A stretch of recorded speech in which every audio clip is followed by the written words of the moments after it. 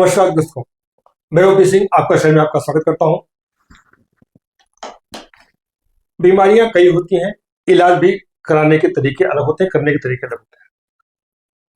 लोग तत्काल में एलोपैथ के पास जाते हैं, कुछ लोग जाते हैं आयुर्वेद की तरफ। लेकिन एक ऐसी विद्या जो बिना आपको छुए, बिना आपको स्पर्श किए, बिना कोई इंजेक्शन दिए, बिना कोई दवाई दिए ठीक करती है, तो वो है हीलिंग। हीलिंग पद्धति क्या है, यह जानने के लिए उत्सुकतावश हमने स्पिरिचुअल गुरु अमित वर्मा जी से उनसे समय लिया। आज हम उनके पास आए हुए हैं। नमस्कार अमित जी। नमस्कार सर। अमित जी, आप पहले हीलिंग तो किया करते थे, आपकी कंपनी का नाम नाथ हीलिंग था, आपने कॉस्मिक क्यों किया? नाथ हीलिंग एक प्रोप्राइटरशिप फॉर्म थी जिसकी एक लिमिटेशन थी, और प्रोप्राइटरशिप से हमने प्राइवेट लिमिटेड के लिए जब अप्लाई किया तो नाथ ऑलरेडी ट्रेडमार्क हो चुका था। अब ट्रेडमार्क हो चुकी थी, हालांकि मेरा भी अटैचमेंट था उस नाथ से, क्योंकि नाथ को ही मैं क्रिएटर मानता हूँ, ईश्वर मानता हूँ। बट जो आरओसी का प्रोसेस है, आरओसी के प्रोसेस में हमें 3 नाम देने होते हैं, वो तीनों में से कॉस्मिक वाइटलिटी हमें मिला ऑप्शन, तो इसलिए हमने नाथ से कॉस्मिक वाइटलिटी कर लिया। और कॉस्मिक से रिलेटेड, कॉस्मिक एनर्जी से रिलेटेड हमारी हीलिंग है, इसलिए हमें थोड़ा लगा कि फैमिलियर नेम है और लोगों को पसंद आएगा। हीलिंग जो वर्ड है अपने आप में व्यापक है। इस व्यापकता में आप किस किस विधा को अपनाते हैं, किस विधा को अपनाकर लोगों को क्योर करते हैं? बहुत अच्छा सवाल किया आपने। हीलिंग बहुत तरह के होते हैं। इवन जब डॉक्टर किसी भी पेशेंट को हील करता है, यानी कि ठीक करता है, तो वो भी हीलिंग है, पार्ट ऑफ हीलिंग। इसके अलग अलग मेथड्स हैं, बट अधिकांश मेथड सिर्फ और सिर्फ सिम्टम्स पे काम करती है। यानी कि वो पहले डायग्नोस करेंगे, रिपोर्ट देखेंगे, फिर उसके बाद क्या प्रॉब्लम्स है, उसको लगेगा विटामिन की डिफिशियंसी है तो विटामिन की आपको हीलिंग प्रोवाइड करेंगे। उसको लगेगा कि कुछ एनर्जी की डिफिशियंसी है तो उससे रिलेटेड देंगे। तो जब भी सिम्टम्स को हील किया जाता है तो वो हो सकता है कि दोबारा वापस से उस व्यक्ति को अट्रैक्ट करे। बट हीलिंग जो होता है वो स्पिरिचुअल 3 डायमेंशन में होती है, जो हमारी मेथड्स हैं। इसमें हम करते क्या है कि सिर्फ और सिर्फ हम सिम्टम्स को नहीं, सबसे पहले साइकोसोमेटिक फैक्टर के कारण कोई भी प्रॉब्लम आती है, यानी कि प्रॉब्लम आपके माइंड में आई, आपने फील किया, उस माइंड को रिबूट करते हैं। फिर उसके बाद एनर्जी, जो एसेंशियल एलिमेंट है, एनर्जी की बात करूं तो जितने भी एसेंशियल एलिमेंट्स हैं, मेनली 7 है, वो 7 एलिमेंट्स को बैलेंस करते हैं। और फिर हम स्पिरिचुअल लेवल पे, यानी कि स्पिरिट सोल लेवल पे कार्मिक पैटर्न को हील करते हैं। अगर कोई भी सिचुएशन आप अट्रैक्ट किए, सपोज कि लाइफ स्ट्रक सा फील हो रहा है या मोनोटोनिकल लग रहा है, ग्रोथ नहीं हो रही है, तब भी हीलिंग की जरूरत है। तो उसमें कार्मिक पैटर्न को क्लियर अगर कर दी जाए तो 5x और 10x रैपिड स्पीड, यानी रॉकेट की स्पीड से लाइफ आगे जाएगी और बहुत स्मूथ जाएगी। आपने 7 स्टेप बताए, 7 स्टेप्स या उसको क्या कहते हैं? 7 एलिमेंट्स बताया हमने। हाँ, स्टेप्स तो 3 ही है, जिसको साइकोसोमेटिक, जैसे मैंने बताया कि साइको स्पिरिचुअल डायमेंशन कहते हैं। हमारा जो शरीर है वो सिर्फ आपको लगता है कि ऐसे शरीर नहीं है, ये कॉम्बिनेशन है 3 का, mind, body and soul. Mind क्या करता है? प्रोग्रामिंग का काम करता है। बॉडी हार्डवेयर, यानी कि पूरी ऑर्गन्स का आप कह ले जो भी फंक्शनिंग है वो, लेकिन उसके लिए भी माइंड चाहिए। माइंड जब तक केमिकल रिलीज नहीं करेगी तब तक बॉडी रिएक्ट नहीं करेगी। और सोल, कुछ पैटर्न ऐसे होता है, जैसे आपने सुना होगा हेरिडिटी, किसी फैमिली में कोई प्रॉब्लम है तो वो प्रॉब्लम उनके बच्चों में आ जाती है। तो ये जो प्रॉब्लम्स है, जीन जो ट्रांसफर होती है, ये कैसे आती है? ये कार्मिक पैटर्न है। उनके कर्मा के कारण जो बैलेंस थे, जो उनके बच्चों को सफर करना चाहिए, या उन्होंने किसी के बच्चे को तकलीफ पहुंचाई, तो वो कार्मिक पैटर्न के रूप में उनके बच्चे के जीन में ट्रांसफर हो जाती है और उसको हम हील करते हैं।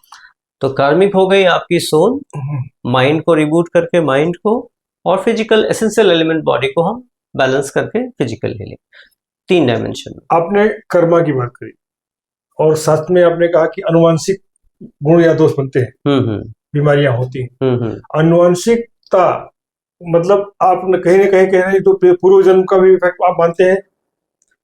पूर्व जन्म कह लें या ये जन्म कह लें, किसी न किसी जन्म की, सोल की अपनी मेमोरी होती है, हर सोल की मेमोरी होती है। जैसे आमतौर पे जब से मैं स्पिरिचुअलिटी में आया हूं, मैंने ये रियलाइज किया है, कि रिश्ते यहाँ पे आप नहीं बनाते, रिश्ते यहाँ पे रिश्ते कोई सुप्रीम पावर है जो बनाता है। किसी घर में जन्म लेना, किसी के द्वारा पालन पोषण होना, तो ये सारी की सारी पार्ट ऑफ डेस्टिनी है और इसको इंसान चाह के भी चेंज नहीं कर सकता। अदरवाइज हर कोई चाहता कि एक बड़े घर में उनका जन्म हो, गोल्डन स्पून लेके हम आए, तो कुछ पैटर्न ऐसी हैं जिसको जो अनसीन है और ये रियल फैक्ट है, चाहे आप माने ना माने, ये सच्चाई है कि कार्मिक पैटर्न होता ही है जिस कारण से हमारा किसी पर्टिकुलर घर में जन्म होता है। सर, ये तो कार्मिक पैटर्न हो गया। आप भी किसी न किसी कार्मिक पैटर्न के चलते ही आप ये हीलिंग व्यवसाय में आए, ऑफ कोर्स, है ना। और इसको मानते हुए आप में आपका झुकाव या आपकी पढ़ाई वहां से लेके इस फील्ड में आने का थोड़ा सा सफर आप बता दें कैसे।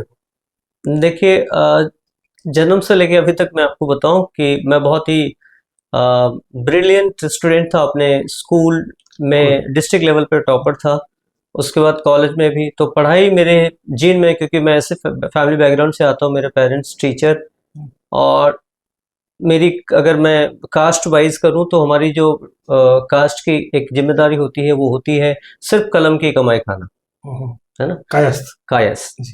तो हमारी जीन में ही है वो कि हम कलम की कमाई खाएं, नहीं अपनी ब्रेन की यूटिलाइज करके और ब्रेड एंड बटर अर्न करें। जब मैं स्टडी कर रहा था, स्टडी करते करते कुछ सिचुएशन ऐसी बनी जहाँ पे हमें स्टडी को ब्रेक करना पड़ा। और मैं कहूँगा कि उस टाइम में मैं इतना मैच्योर नहीं था कि क्या अच्छा है क्या नहीं है, और ना ही कोई मेंटोर थे जैसे आज बहुत ही एक्सप्लोर कर पाते हैं लोग। उस टाइम में, हमारे टाइम में, ना यूट्यूब थी ना इंटरनेट था, तो एक लिमिटेशन थी। तो अगर आपने कुछ सोचा है, माइंड में कुछ चल रहा है और सिचुएशन कुछ और कह रहा है, तो उसमें कॉन्फ्लिक्ट क्रिएट होती है। वहां से डाइवर्शन हमारा स्टार्ट हुआ और फिर हम कमाने की तरफ ध्यान देने लगे कि अब पैसे अर्न करना है, फैमिली के ऊपर बर्डन नहीं रहनी है, सेल्फ अपने को कुछ करना है जी।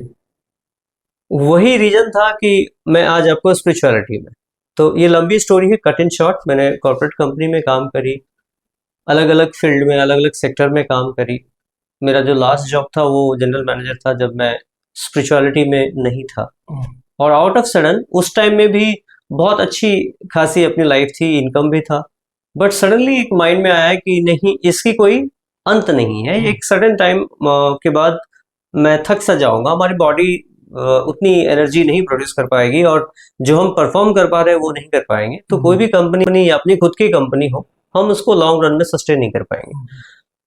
और कुछ इंसिडेंट हमारे जैसे स्पिरिचुअल गुरु हैं जिनको मैं मानता हूँ, सेवक संजय नाथ, वो वामपीठ पीठाधीश हैं, बहुत बड़े गुरु हैं, सन्यासी आदमी है। तो उन्होंने कुछ बात बताई थी जो पहले मैं स्केप्टिकल था। उनसे मुलाकात कैसे हुई थी? उनसे मुलाकात मेरी ट्रेन में हुई थी। तो पहले मैं बहुत इन सब चीजों से दूर रहता था, बहुत रिजर्व, क्योंकि अपने आप पे भरोसा था कि नहीं, जो है वो पढ़ लिख के आप जो पढ़ाई कर रहे हो उससे आपको रिजल्ट अच्छा मिलेगा। बट कुछ बात ड्यूरिंग द ट्रेन ऐसी इंसिडेंट हुई जो उन्होंने बताई, क्योंकि वो लोग ज्ञानी है, आत्मज्ञानी है। एक होता है ज्ञानी जो नॉलेज आप पढ़ के लेते हैं, एक होता है जो आप नॉलेज ईश्वर को कनेक्ट करके वहां सरेंडर करके जो आपको ज्ञान प्राप्त होती है। तो कुछ बात बताई जिसको हमने बहुत लाइटली लिया और मजाक में उसको टाल दी, और वो मेरे लाइफ में इंसिडेंट हुआ। तब मुझे रियलाइज हुआ कि कहीं ना कहीं ये विद्या जो हम पढ़ रहे हैं इससे अलग है, सुप्रीम है। तो वहीं से डाइवर्शन शुरू हुआ और मैं खुद सरेंडर कर दिया और उनके साथ फिर सीखने की कोशिश करने लगी, क्योंकि कोई भी गुरु सिखाता नहीं है, गुरु के साथ रह के सीखना पड़ता है। तो ये सानिध्य कितने वर्षों से रहा? अभी मैं अगर बात, ये 2005 की बात है जब मैं स्टार्ट किया था। 2005 से ही मैं कंसल्ट कर रहा हूँ लोगों को, जब से सीखते गया तब से। पहले फ्रेंड सर्कल में जैसे जैसे उन्होंने बताया वैसे वैसे हम डायग्नोस करके कि मेरी सिम्टम्स, मुझे ज्ञान प्राप्त हुई है या नहीं, तो तभी से जर्नी स्टार्ट हुई थी।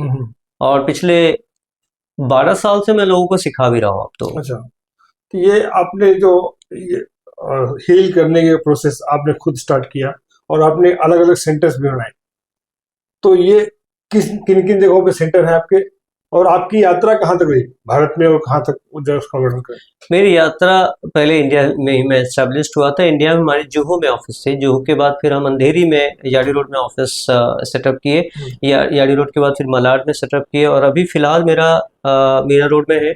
और आने वाले समय में पैन इंडिया लेवल पे हर स्टेट में, हर सिटी में, और हर सिटी के हर एक पॉइंट में जो मेन जगह होती है वहाँ पे हमारी सेंटर होगी, क्योंकि हम चाहते हैं कि जागरूकता हो और लोगों को एक अल्टरनेट थेरेपी मिले जिसमें कोई साइड इफेक्ट ना हो और नेचुरली हील करे, लाइफ थोड़ी स्मूथ हो, स्ट्रेस फ्री हो।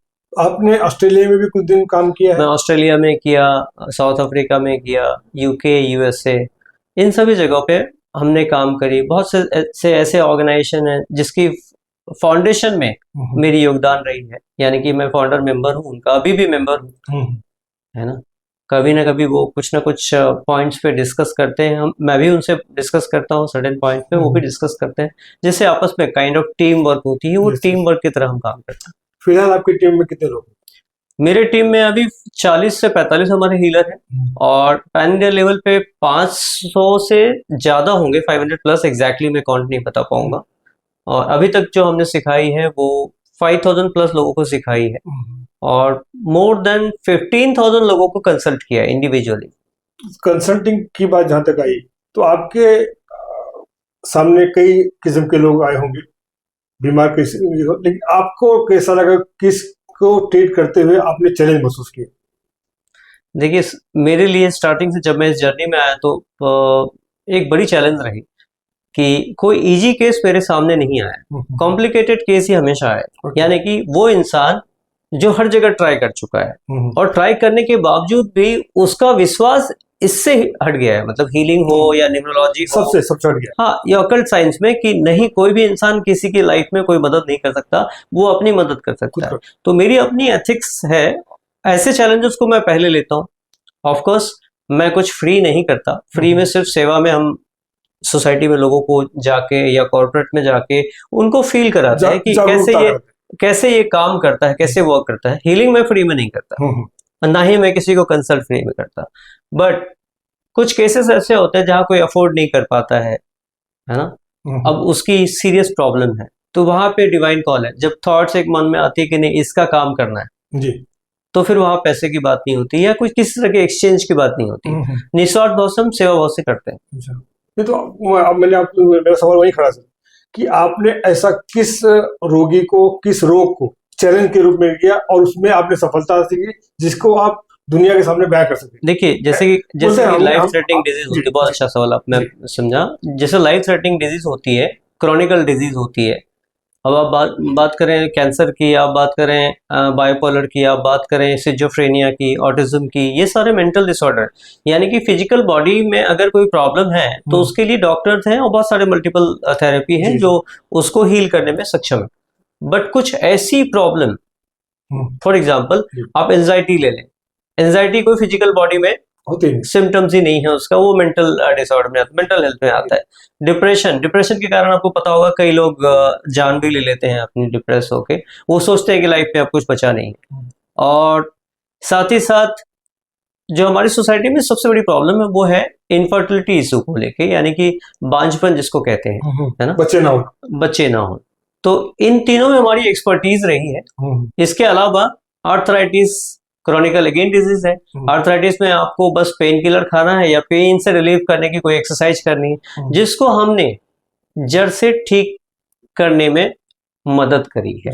और रेशियो की मैं बात करूं तो 90% से ज्यादा लोग सक्सेसफुली इस हीलिंग के मदद से वो फ्री हुए। तो ये हीलिंग मतलब कोई बीमारी को पकड़ते कैसे हैं आप, क्या प्रक्रिया होती है? बहुत अच्छा प्रश्न है, कैसे आप डायग्नोस करते हैं। अब जैसे किसी को कोई प्रॉब्लम है तो हम स्कैनिंग करते हैं पूरी बॉडी की एनर्जी के द्वारा। तो ये स्कैनिंग डिवाइन एनर्जी के कारण होती है, यानी कि स्पिरिचुअल इसमें हेल्प लगता है। मेडिटेशन बेस्ड है हमारा, ध्यान के माध्यम से हम कनेक्ट करते हैं। अगर आपकी करनी है तो मैं आपकी एनर्जी से कनेक्ट करूंगा और शायद वो किसी भी इक्विपमेंट में ना आए जो फ्यूचर में भी इवेंट होने वाली हो, कि वो हमें स्कैनिंग के दौरान पता चल जाती है, सेल्फ हमें फील होना शुरू हो जाता है। चाहे वो ब्लॉकेज हो या आपके कहीं कट एंड वुंड्स हो या किसी भी तरह की कोई डिस्कम्फर्ट, आपको अगर फिजिकल पेन है, हेडेक है, तो वो हेडेक मुझे शुरू हो जाएगी, फील होना शुरू हो जाएगी। जिसको कहते हैं स्कैनिंग, बॉडी एनर्जी के द्वारा स्कैन करना। मतलब आप सामने जो बीमार है उससे अपने मानसिक रूप से आप कनेक्ट करके उसकी बीमारी को डायग्नोस करते हैं। यस, एनर्जी के द्वारा हम कनेक्ट करके पूरी की पूरी स्कैनिंग करते हैं। आपके मन में क्या चल रहा है वो हमें यहाँ पे फील होना शुरू हो जाएगा। तो उसी को आप ट्रीट करते हैं। अब ट्रीटमेंट के लिए ये आप जो स्कैनिंग के लिए मिनिमम कितना समय लगता है आपके पास? हीलिंग प्रोसेस में 30 to 45 मिनट्स लगता है। एक पहले तो प्राइमरी लेवल पे हम डायग्नोस करने की कोशिश करते हैं कि अब उसमें न्यूमरोलॉजी का भी हेल्प होता है, पामिस्ट्री का भी हेल्प होता है। कुछ ऐसे सिम्टम्स हैं जो आपके फेस पे अपियर हो जाती है, तो फेस रीडिंग के द्वारा भी हम पता लगाते हैं। जी उसको क्रॉस वेरीफाई करते हैं, पाम पे कुछ भी होने वाला होगा तो आपके पाम पे वो दिखाई- सारी चीजें reflect- दिख जाएगी। तो एक ये भी विद्या है। और उसके बाद न्यूमरोलॉजी आती है जिसको अंक ज्योतिष कहते हैं। तो अंक ज्योतिष से भी कैलकुलेशन करके गणित बिठा के हम देखते हैं कि एक्चुअली में इनको प्रॉब्लम्स, अब ये मैं जो अलग अलग मेथड बता रहा हूँ ये सारे डायग्नोस का मेथड्स है। जब हम प्रॉपर डायग्नोस करते हैं और पता चलता है कि इस कारण से हुआ है, तो फिर वो कारण क्यों हुई, उसको रूट कॉज, वो रूट कॉज अगेन हम हीलिंग में पता करते हैं, जिसको कार्मिक हीलिंग कहते हैं। ये रूट कॉज को हम फाइंड आउट करके, वो प्रोसेस का नाम है आकाशिक इंटेलिजेंस, यानी कि टैप करते हैं यूनिवर्स में और पता लगाते हैं कि ये इस सिचुएशन को क्यों अट्रैक्ट किया। तो ये सारी जो आप अनुभूति करते हैं, अनुभूति करने के बाद आप जो इलाज करते हैं, ये कम से कम कितने समय में, क्योंकि जैसे काफी मरीज आते होंगे आपके पास लास्ट स्टेज वाले, यस, है ना, तो उसमें समय तो होता ही नहीं कि मरीज बच पाए, कितना लोगों को समय है, उस समय आप कितने क्योर, जैसे लोग एलोपैथी में तुरंत वैसा इलाज शुरू करते हैं, उस तरीके में आप क्या करते हैं? देखिए हमारा वर्ल्ड वाइड रिकॉर्ड रहा है 30 सेकंड के अंदर हम सीवियर अब पेन होगी, फिजिकल पेन होगी या मेंटल पेन होगी या इमोशनल पेन होगी, तो पेन अलग अलग तरह के हैं जी। कोई कपल अगर सेपरेट हो जाता है तो हार्ट ब्रोक हो जाती है उनकी, बहुत ज्यादा वो रोते हैं बिना मतलब कि, कोई फिजिकल उनको डिस्कम्फर्ट नहीं है ना। यहाँ इमोशनल पेन हो, इमोशन जुड़ा हुआ था, अब वो दोनों सेपरेट हो गए, उस कारण से वो पेन में है। तो किसी भी तरह की पेन को हम 30 सेकंड में सबसे पहले ईज करते हैं, कम करते हैं। तो जब आप पेन फ्री रहेंगे तभी आप शेयर कर पाएंगे आपकी प्रॉब्लम्स को। कुछ अगर आपने मुझे हिंट दिया तो बाकी की हमारी थेरेपी उसके ऊपर काम करना शुरू कर देती है। अब पेंडेमिक सिचुएशन में क्या हुआ था, ये रिसेंटली जो कोविड का आया था, इसमें बहुत सारे ऐसे केसेस हमने हैंडल किए सक्सेसफुली, हमारी टीम ने, पूरी की पूरी ऑर्गेनाइजेशन, तब हमारी टीम काफी एक्टिव थी और बहुत अच्छे से परफॉर्म किया। जो वेंटिलेटर पे थे उनको हमने 48 घंटे के अंदर घर भिजवाने के लिए पूरी की पूरी टीम को लगा दी, और उन लोगों ने 48 आवर्स के अंदर, जहां पे डॉक्टर्स कह रहे थे कि अब कुछ मिराकल होगा तो ही ये पॉसिबल है, तो वैसे सिचुएशन में हमने उनकी एनर्जी के द्वारा हेल्प करी। ऐसे सारे केसेस हमने किए। अब समझो पेंडेमिक टाइम में जो हमने किए, अब उनसे पूछा नहीं और ना ही हमने रिकॉर्ड की, क्योंकि उस टाइम में तो हम कहीं जा नहीं पा रहे थे, डिस्टेंस से हमारी हीलिंग होती थी, ना किसी को मिलना है ना हम टच कर सकते हैं। तो ऐसे ऐसे काम हमने किए हैं जो मैं चाहता हूँ कि अब लोगों के बीच में आए, है ना। करियर से रिलेटेड कोई प्रॉब्लम्स होती हैं, फैमिली से रिलेटेड कोई प्रॉब्लम्स होती है, हेल्थ से रिलेटेड कोई प्रॉब्लम्स होती है, तो स्पीड ब्रेकर का काम करता है लाइफ में। अनु जी, अब तक आपने कई किस्म के लोगों को ठीक किया है, आपकी इच्छा समाज सेवा भी कहीं ना कहीं आप जो करते हैं, तो समाज सेवा के लिए आप क्या करते हैं? समाज सेवा के लिए बहुत अच्छा प्रश्न किया। हमने इनिशिएट किया यहाँ पे महाराष्ट्र में, मुंबई के अंदर। सबसे पहला हमारा जो सेमिनार हुआ था वो हुआ था आरपीएफ, रेलवे पुलिस फोर्स के लिए, क्योंकि आरपीएफ आपको पता है कि एक ऐसी रिस्पॉन्सिबिलिटी, जिम्मेदारी है, और ऐसे कॉप्स हैं जिनको काफी स्ट्रेस रहता है, क्योंकि हर चलने वाले पैसेंजर जो ट्रेन में चलते हैं या प्लेटफॉर्म पे हैं, तो उनकी सिक्योरिटी की जिम्मेदारी रहती है, तो उनको भी स्ट्रेस होता है। तो उनके लिए स्ट्रेस फ्री एक हमने सेमिनार रखा था, जिसमें काफी अच्छा उनको अनुभव हुआ। उसके बाद सेकंड हमने किया, जो लोकल ट्रेन चलती है आपकी metro, sorry local train Mumbai की लोकल ट्रेन जो चलाने वाले हैं मोटरमैन, तो मोटरमैन काफी स्ट्रेस में रहते हैं, क्योंकि उनके ऊपर बहुत सारे पैसेंजर की जिम्मेदारी होती है, और उनका कुछ ऐसे प्रोटोकॉल है जिसको अगर गलती से समझो किसी को झपकी भी आ गई या उन्होंने उस चीज को इग्नोर किया, नहीं समझ पाए, तो एक माइनर से माइनर अगर मिस्टेक हुई तो उसके लिए एक अच्छी खासी पेनल्टी होती है, और वो पेनल्टी ऐसी होती है जहां एक्सक्यूज नहीं चलता है, लाखों की जान जा सकती है। हाँ, क्योंकि उसके ऊपर जिम्मेदारी। तो हमने मोटरमैन को भी ये बताया कि आप स्ट्रेस फ्री रहें तो ही हमारी सोसाइटी और हम सेफ रहेंगे। तो उनके लिए भी हमने किया।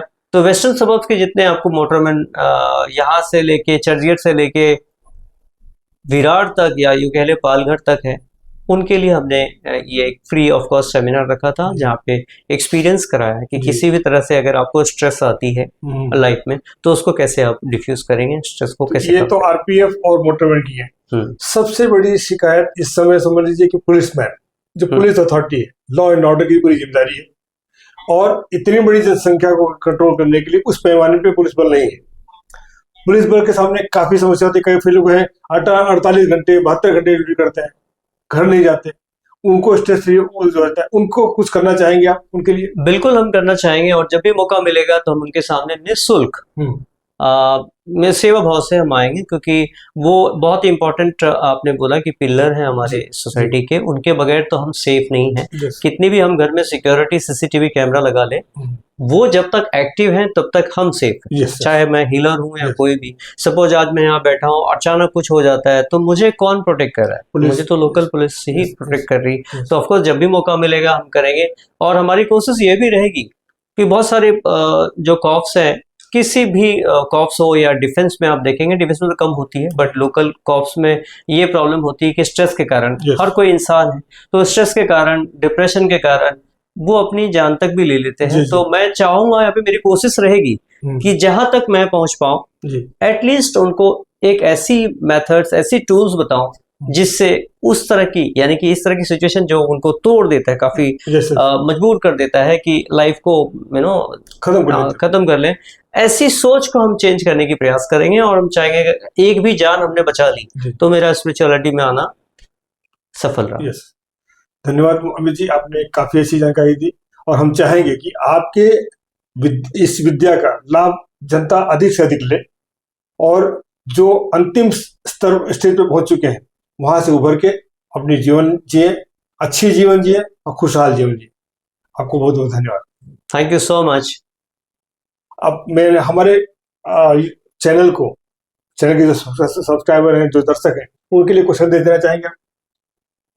आपके जो दर्शक हैं उनके लिए हम बहुत जल्द आपके चैनल पे एक प्रोग्राम लाएंगे जिसमें वीकली हम इंडिविजुअली लोगों का कॉल लेके या उनके मैसेज को पढ़ के उनको फ्री कंसल्ट करेंगे, यानी कि फ्री गाइडेंस हम प्रोवाइड करेंगे, जो कि चार्जेबल है, बट आपके चैनल पे वो फ्री रहेगा। थैंक यू वेरी मच, बहुत बहुत धन्यवाद।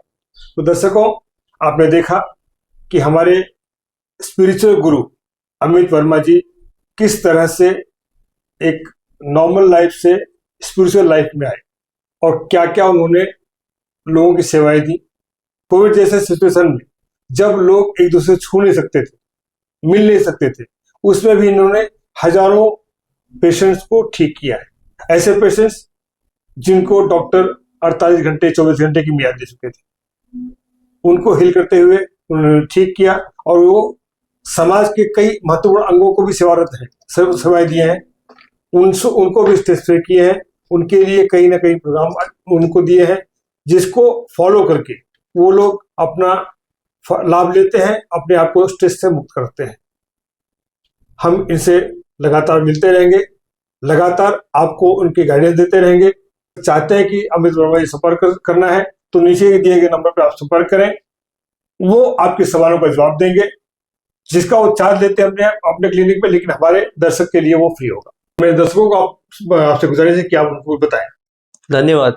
सबसे पहले मैं आपको धन्यवाद दे रहा हूं इसलिए क्योंकि आपका शहर जो चैनल है, इसके जितने दर्शक हैं उसके माध्यम से, यानी कि आपके चैनल के माध्यम से हम आपके दर्शक तक पहुंचेंगे, और हमारी कोशिश रहेगी कि उनकी जो तकलीफ है वो आपके चैनल पे एक लिमिटेड, यानी कि वीकली हम रखेंगे ऐसे कुछ नंबर्स, उतने लोगों तक हम ये अपनी फ्री सेवा देंगे आपके चैनल पे। Thank you. और इससे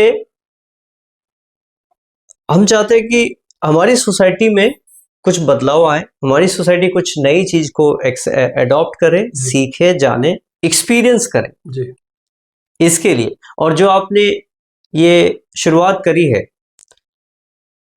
मैं दिल से धन्यवाद देना चाहता हूं आपको कि ये बहुत अच्छी शुरुआत है। इससे आपको भी दुआ मिलेगी, और साथ साथ मैं जितने लोगों से जुड़ूंगा मुझे भी ब्लेसिंग्स मिलेगी। Thank you sir, thank you.